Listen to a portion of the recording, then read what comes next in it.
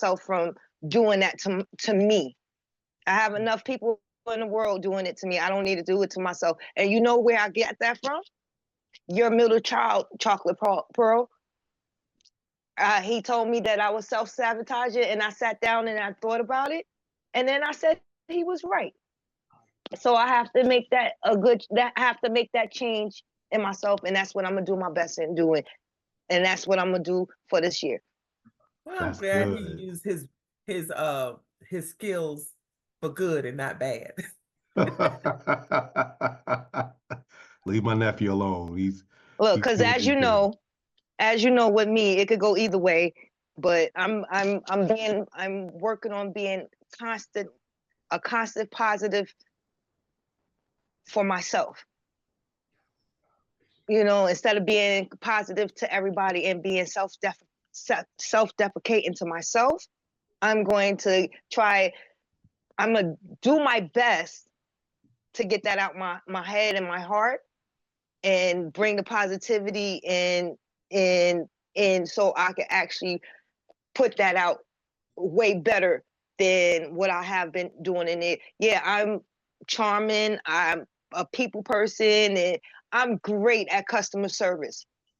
But once I turn around, I'm like a clown sometimes. I'm happy in front of you. I turn around and want to kill everybody.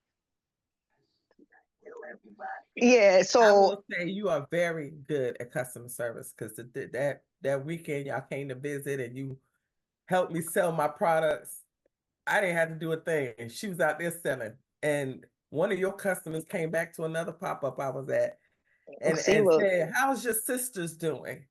Yeah, and I want to buy some more of your products. So thank you so very much. You are very good in customer service. Thank you. I get it from my mother. And I'm glad that you decided to take my son's advice. Sometimes I take his advice as well. I just don't like the way he delivers it. But I take his advice as well. He's a very smart man, especially in business, a very smart man. But I'm glad that you finally decided that light bulb just lit up over your head and said, okay, you know what? I am a self-sabotager. I need to stop. I need to pull back. I need to rethink of how I'm going to strategize my life going forward. And I'm glad that you decided to do that. I'm very proud of you. I am. I tell you that all the time. I'm very proud of you, especially where you have come from. And I don't know if it means anything from me or from Dre, but we are both proud of you. We are very proud of you. Stop, you're going to make me cry. You're going to make me cry, because not to get too personal, there was quite a few years that I know you love me, but I know y'all didn't like me, and I don't want that. I don't want that no more. I need the love and the light. That's the truth. I didn't like you. I need the love and the light.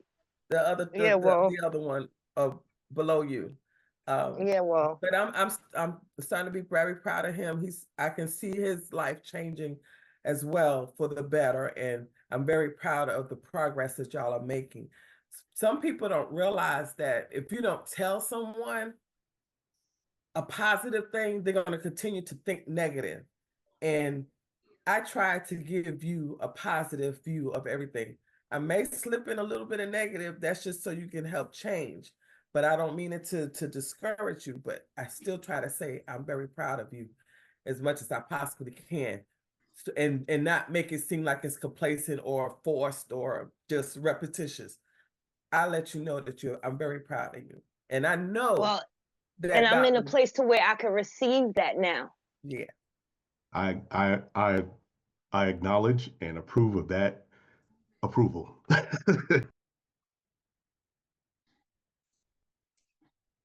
We're proud of you too, Apple. Yeah, we definitely, Apple and I used to have long conversations about that, how far she's come, and I'm glad she actually listened to some of the things I did recommend, especially about the part about stop being like our mother and letting the United Nations live with you. But at least she didn't. I always listen. I just learned that. I never got that memo. That wasn't part of my process.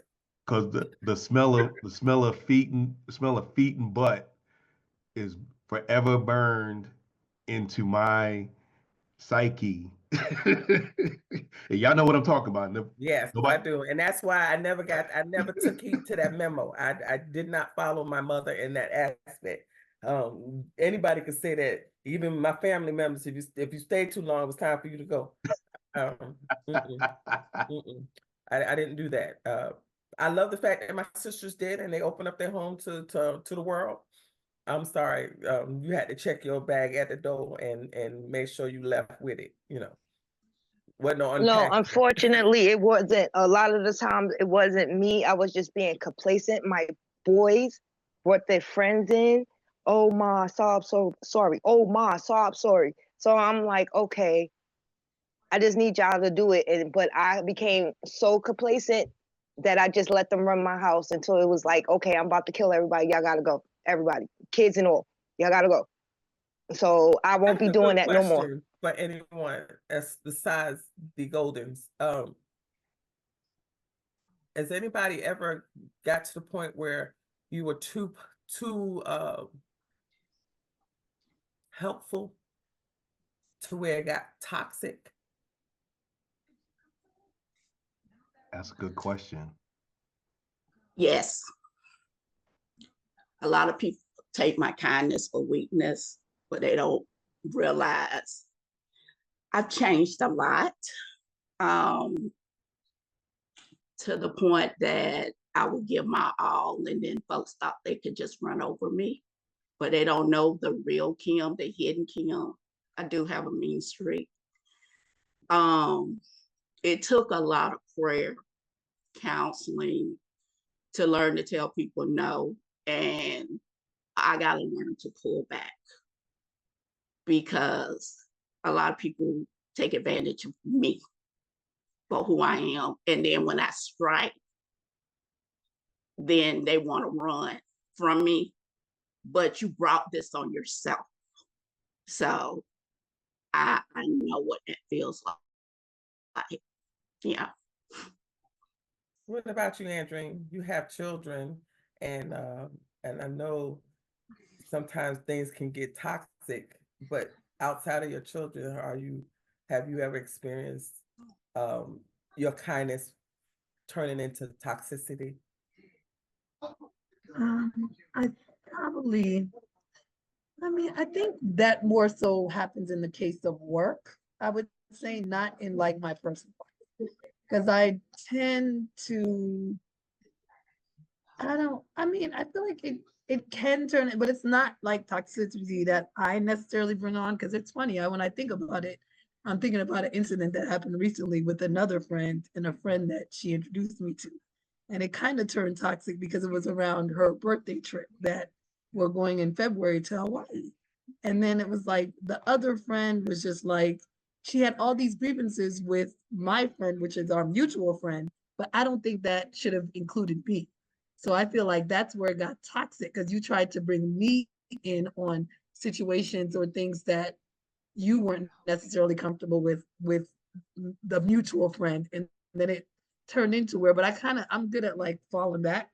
So I kind of just like leave it and let it just because my response to it was, are you sure this is for me? Because it was like a three-way text situation where it was like, you're complaining and you're calling out the mutual friend. And I'm like, okay, which on one hand, it's like, you can do that if you feel that, but I don't think the timing was right. Because if we're supposed to all be planning a trip, and if we want to be all comfortable on the trip, I don't feel like that's the time to bring up grievances that you may have, because you got to look at your intention. So what's your intention? And I'm like, I'm not saying your grievances aren't legit, but so usually with toxicity, I'm good at kind of like falling back. Like whenever I feel like something, but like work, sometimes I fall into the trap, but even then it's just like, I do what I'm gonna do and then leave it alone. Do you guys want to share about toxicity? Because since they're here, yeah, I was going to say, Chef looked like he want to say something. Raekwon looks like he really. I feel like that's something that's very. Hear the question. Yeah, you could talk to. Yeah, but right? You gotta hear the question. All right. Go ahead, the question is, have you ever been so helpful that it became toxic? Yeah. Actually, yes. Yeah. Amari tells me that all the time. I'm a natural giver. I'm not more so one of the people that looks for returns or handouts or things of that nature. I enjoy my path, whether it's easy or hard. That makes sense. But sometimes I do realize that I can help a little too much, if that makes sense. In the sense of my family members, my mom, and things of that nature. I am enabled to certain things, so I react to certain things, I guess, unnecessarily. I don't always have to extend a helping hand or be there, but it's just who I am. I also realize that you can't let people take advantage of things like that too. So it definitely can become toxic because at a certain point you're battling between who you are versus what you think is right. And sometimes what you think is right isn't always, I'm not going to say isn't always right, but it isn't always the right way things should be done, if that makes sense. It does. You kind of reminded me of, I did similar things as well. When you realize you've been so helpful, sometimes your help is not good, or sometimes you just need to mind your business. That's my new thing. I have a new job, and it's called minding my business. They hire me, just in case anybody wants to know. They are hiring. I do the same thing. It's too much going on in my life right now for me to be worried about what anybody else got going on. It's just I'm still trying to figure out and navigate myself as a young man, and not only a young man, as a young Black male. So, things like that. You have to actually pay attention to, actually try to strive to get to better. So you can't be doing that in everybody else's business as well.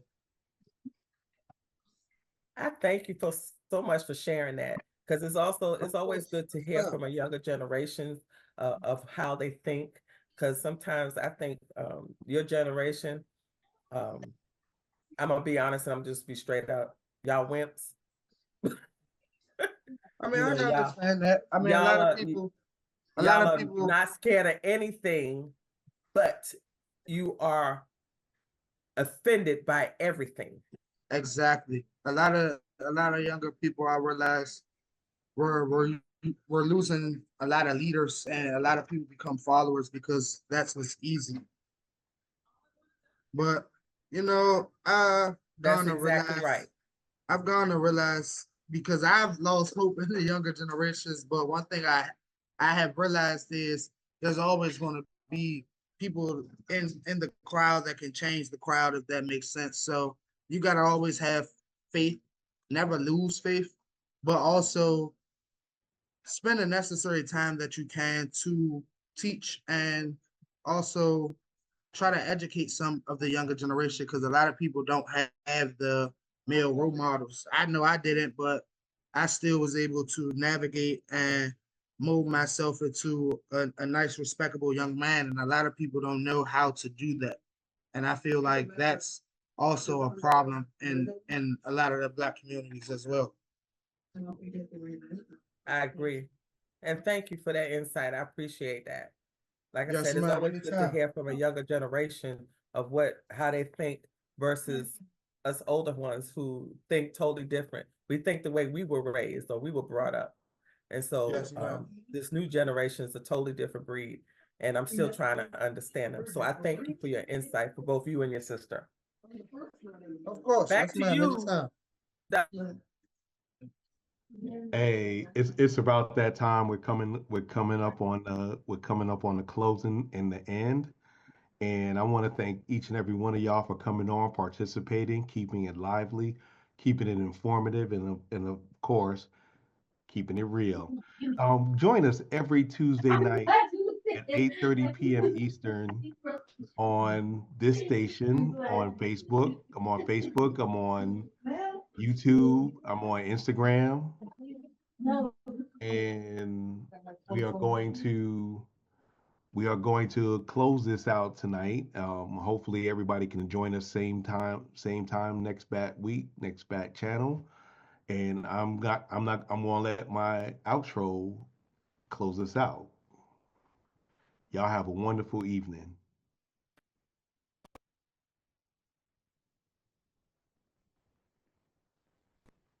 Remember, Never make love by the garden gate. Though love is blind, the neighbors ain't. Y'all have a wonderful week.